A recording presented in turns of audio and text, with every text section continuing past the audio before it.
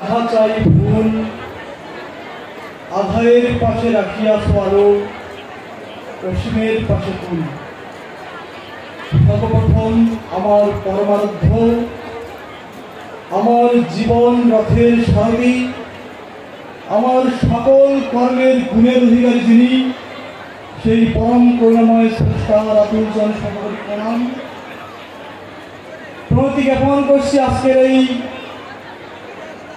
যুগ পুরুষোত্তম পরমদয়াল পরমপ্রেমময় শ্রী শ্রী ঠাকুর অনুকূলচন্দ্রের 136তম আবির্ভাব বর্ষ স্মরণ মহোৎসবে উপস্থিত অগণিত ভক্তমণ্ডলী, ইষ্টপ্রাণ শ্রদ্ধেয় দাদা মায়েরা এবং মঞ্চে উপবিষ্ট আমার শ্রদ্ধাভাজন সভাপতি ঋত্বিকবৃন্দ, সবার প্রতি আমার রাশিক্ত জয়গুরু ও ভক্তি বিনম্র প্রণাম।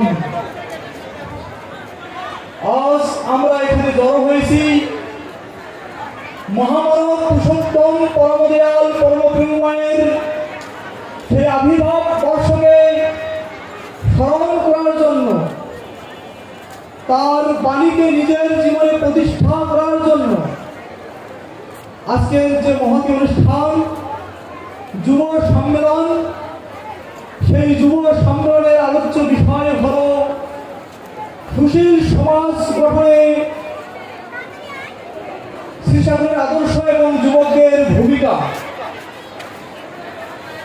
সর্বপ্রথমেই একটি সুশীল সমাজ গঠন করতে হলে ঠাকুরের যে স্তম্ভ, 4 পিলার্স অফ এক্সিস্টেন্স, তিনি 4টি স্তম্ভের কথা বলছেন: কৃষি, শিক্ষা, শিল্প এবং সুবিবাহ।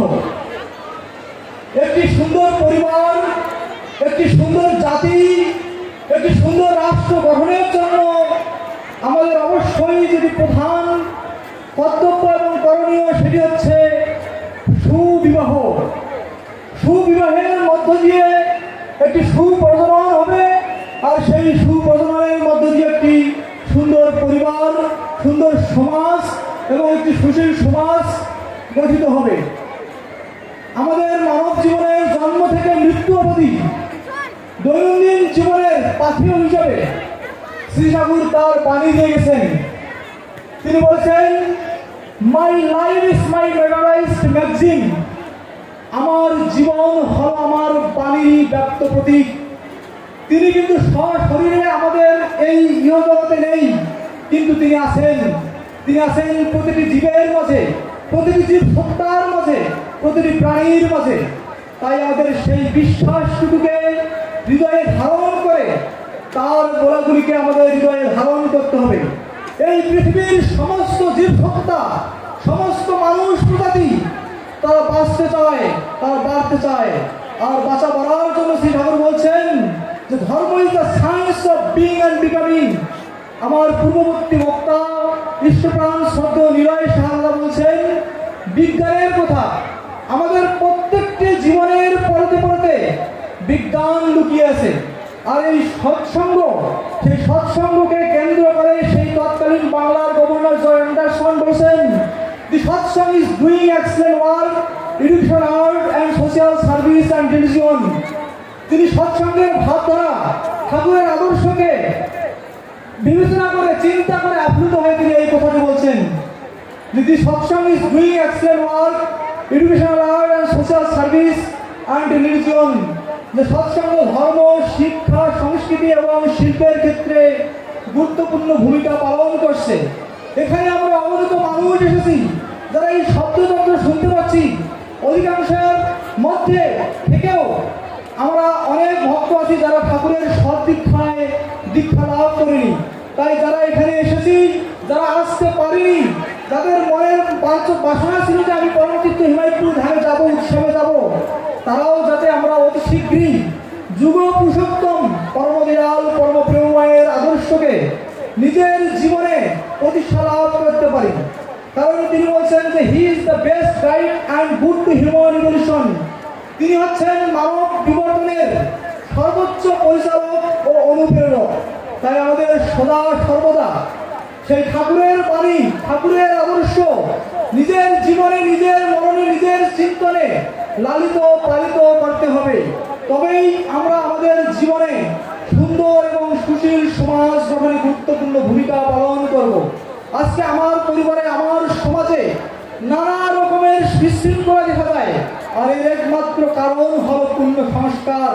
আর এই পুণ্য সংস্কারের জন্য একজন প্রিয় পরম ঈপ্সিত fulfiller of the best guide, সেই সুপ্রিম পাওয়ারের প্রয়োজন।